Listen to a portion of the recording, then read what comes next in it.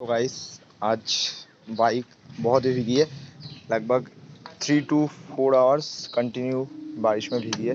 गाड़ी बाहर निकला था मैंने, तो उसके बाद से कंटिन्यू बारिश से भीग रहा है। देखता हूँ एक सेल पे स्टार्ट होता है या नहीं।